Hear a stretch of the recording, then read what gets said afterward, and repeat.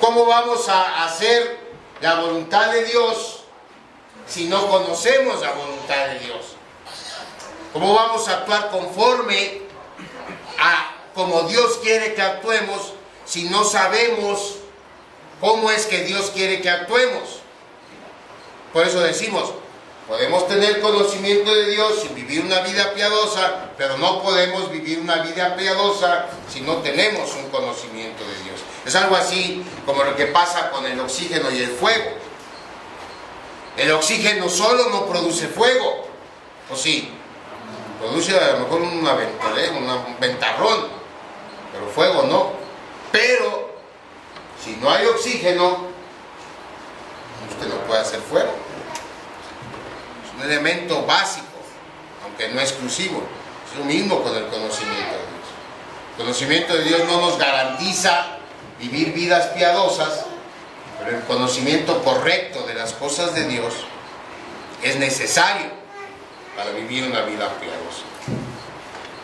Entonces debemos concluir que ningún cristiano puede eludir la teología.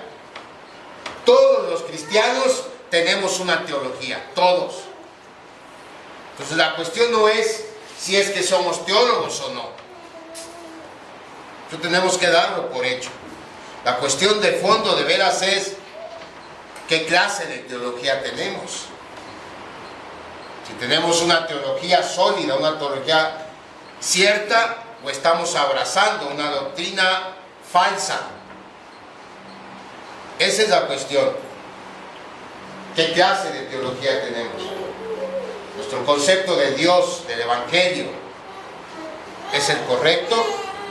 ¿O estamos abrazando ideas falsas acerca de Dios? La clave para responder estas preguntas está en la fuente de donde estamos adquiriendo ese conocimiento de Dios. Y aquí debemos decir que la única fuente de conocimiento genuino de las cosas de Dios es la palabra de Dios. Amén. Si usted y yo queremos saber con certeza lo que es el Evangelio, de lo que se trata la cristiandad, nuestra única fuente genuina, veraz, fiel, es la palabra de Dios. Pablo le dice a Timoteo, toda la escritura es inspirada por Dios y es útil para enseñar, para redarguir, para corregir, para instruir en justicia. Y luego fíjese, ahí en 2 Timoteo 3:17 viene el objetivo, el fin de esta instrucción. El fin de que la Escritura nos instruya en justicia. El versículo 17 de 2 Timoteo 3 dice, a fin de que el hombre de Dios sea perfecto, enteramente preparado para toda buena obra. Ese es el fin. La Escritura Dios la inspiró, la Escritura Dios nos la dio para que a través de ella obtengamos un conocimiento cierto de Dios y de las cosas de Dios, y para que adquiriendo ese conocimiento cierto estemos preparados para hacer las obras que según Efesios 2:10 Dios preparó para que anduviésemos en ellas. Uno de los propósitos por la que Dios nos hizo sus hijos es eso. Si usted va a Efesios 2:10, ahí Pablo dice que somos hechura suya, creados en Cristo Jesús, ¿para qué? Para buenas obras. Y luego dice, las cuales Él preparó de antemano para que anduviésemos en ellas. Para hacer esto es indispensable la preparación que solamente la palabra de Dios nos otorga. Amén.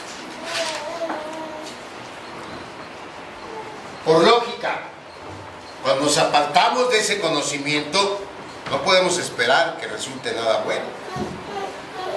Si la única fuente correcta, genuina, fiel de Dios y de las cosas de Dios es la palabra de Dios, Cuando buscamos en otro lado ese conocimiento de Dios, no podemos esperar que resulte nada bueno. Por eso Pablo reprendió a la iglesia de los Gálatas, porque eso estaban haciendo ellos, estaban apartando de la doctrina verdadera, siguiendo tradiciones de hombres. Y muchas veces como iglesia eso nos pasa. Queremos interpretar la Biblia a nuestra conveniencia. Queremos interpretar la palabra de Dios y acomodarla, meterla con calzador para que se acomode a nuestra forma de ser. Entonces, aunque estamos leyendo de la Biblia, no estamos siendo fieles a la enseñanza bíblica porque la estamos torciendo. Y entonces nada bueno resulta. Eso es lo que estaba pasando, repito, en la iglesia de Galacia. Y por eso Pablo les dice, fíjense, Gálatas 1, a partir del versículo 6. Pablo les dice, estoy maravillado de que tan pronto os hayáis alejado del que os llamó por la gracia de Cristo para seguir un evangelio diferente. No que haya otra, sino que hay algunos que os perturban y quieren pervertir el evangelio de Cristo. Mas si aún nosotros o un ángel del cielo os anunciare otro evangelio diferente del que os hemos anunciado, sea anatema. Como antes hemos dicho, también ahora lo repito, si alguno os predica diferente evangelio del que habéis recibido, sea anatema. Sabemos lo que es un anatema, ¿no? Una cosa abominable para Dios, una abominación. De manera, hermanos, que el evangelio no es pídele a Dios, dale tus diezmos a la iglesia y Dios te va a multiplicar tus bienes. Ven a la iglesia, sé fiel con tus sacrificios económicos y tus problemas se te van a acabar. Desgraciadamente, ese es el evangelio que estamos oyendo hoy en día. El evangelio no se refiere a cosas materiales, hermanos. El evangelio trasciende todo lo material. El evangelio es una cuestión eterna. Se trata de nuestro destino final. Cuando Dios, a través del evangelio de Jesucristo, nos llamó para llevarnos a la eternidad. Allí es donde de veras vamos a tener prosperidad. Ahí es donde de veras vamos a dejar de sufrir. Mientras Él nos va a sostener, mientras Él nos va a consolar, mientras Él nos va a ayudar a superar las pruebas.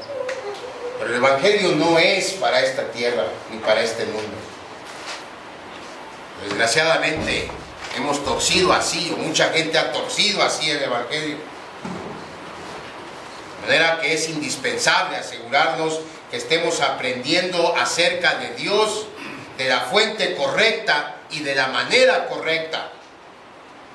De otra manera, nuestro conocimiento va a ser espurio, va a ser estéril en cuanto a ayudarnos a vivir la vida como Dios quiere que la vivamos. Entonces, lo primero que debemos tener claro es esto: hay una necesidad real de conocer el evangelio de la fuente correcta, en la manera correcta. Y la segunda cosa que nos debe quedar claro es ¿por qué? ¿Por qué es que como cristianos debemos tener una teología correcta para vivir vidas alineadas al evangelio? La razón es porque Dios nos ha llamado a marcar la diferencia en este mundo, hermano. Y la triste realidad es que como cristianos estamos haciendo muy poca o ninguna diferencia en el mundo de hoy. Mire, las estadísticas oficiales indican que cada vez somos más cristianos evangélicos en México. Eso es una realidad. Cada vez hay más cristianos, o habemos más cristianos evangélicos en México. Se habla actualmente de que somos alrededor de 13 millones de cristianos evangélicos en la República Mexicana. La pregunta es, ¿qué influencia hemos tenido esos 13 millones de cristianos evangélicos en el rumbo de nuestro amado México? Y la respuesta es ninguna. Ninguna. De hecho, fíjense, lo triste es que hoy los índices de delincuencia, que hoy la corrupción es mayor que cuando éramos menos cristianos. Es decir, somos más cristianos, pero México está peor hoy que cuando éramos menos cristianos. Además, hoy prácticamente no hay ninguna, perdón, se me el agua, es decir, sandeces. Además, hoy prácticamente no hay ninguna diferencia entre una persona cristiana y una persona que no es cristiana. Y tristemente, estos patrones de conducta, ajenos totalmente a todo rasgo de carácter de un cristiano, no se limitan a personas comunes de nuestras congregaciones. Cada vez nuestros dirigentes, nuestros pastores, tenemos conductas que en nada se diferencian de alguien que no es cristiano. Cada vez es menos extraños que parejas cristianas se divorcien y que la causa de divorcio sea la infidelidad. Aún entre pastores, entre matrimonios pastorales. Cada vez es más común que nuestros jóvenes coincidan en un antro que en el templo. Lo más triste, es decir, vamos de lo triste a lo más triste a lo más triste. Y lo más triste es que la actitud que estamos tomando como iglesia es de tener open mind. Es tener tu mente abierta. No hagas escándalo de eso, es normal. Son detalles. No te escandalices, no pasa nada. Estamos expuestos a eso, somos humanos. Esa es la actitud que estamos tomando como iglesia. Es decir, no pretendemos siquiera intentar cambiar nuestras conductas malas para alinearlas al Evangelio.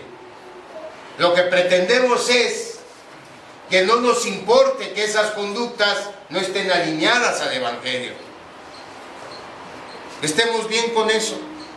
Tú recibe a todos, tenle amor a todos y no les señales nada porque se van a ofender. Se te van a ir. Y Dios no permita que se vayan. Ahora, hay dos opciones nada más para explicar esta falta de influencia de las personas y las familias cristianas